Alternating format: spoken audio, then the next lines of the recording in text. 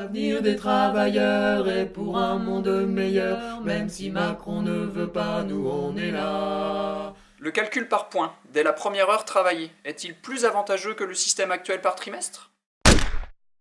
Alors c'est très simple, on prend l'ensemble des salaires bruts perçus avec le système de Levoy, on applique un taux retenu pour une base de calcul du nombre de points et ensuite 10 € cotisés vaut 1 point.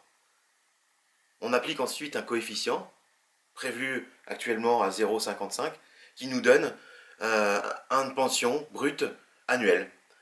Pour les enseignants et les professeurs des écoles, d'après toutes nos estimations, d'après toutes nos simulations, les pertes subies pourront aller jusqu'à plus de 1 000 € mensuels. Il y a un problème de financement des retraites.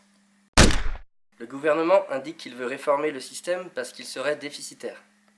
Avec un système à points, il revendique qu'il n'y aurait aucun perdant. Comment peut-il combler un prétendu déficit en n'assurant aucune perte de revenus?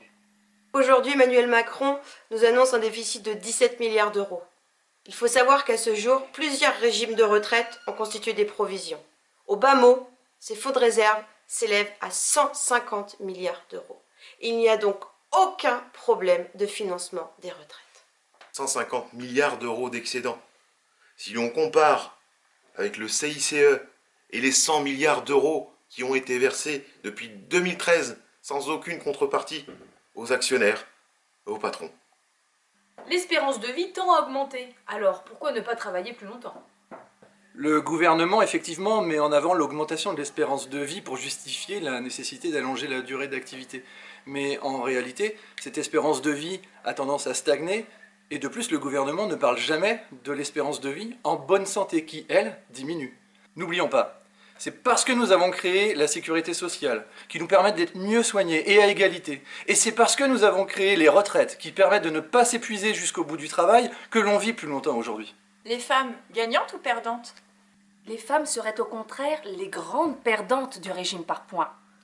Avec un système par points, comme c'est l'intégralité de la carrière qui pèse, toutes les périodes creuses diminueront la pension au final.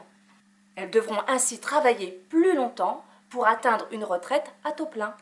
Le système universel de la réforme Macron de Levoy serait-il plus juste? Cela peut sembler séduisant, mais le système actuel garantit déjà un droit universel à la retraite, par le biais d'une solidarité financière entre les régimes. Les régimes excédentaires permettant de compenser les régimes déficitaires.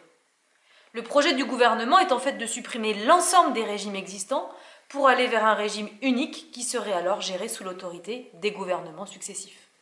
Les salariés du privé seraient-ils moins touchés? Non, c'est l'alignement vers le bas. Au lieu des 25 meilleures années, c'est toute la carrière qui compte. C'est mathématique, les pensions ne peuvent que diminuer. Les périodes d'inactivité, de chômage, les accidents de la vie auront forcément un impact sur les retraites. Une retraite minimum de 1 000 €?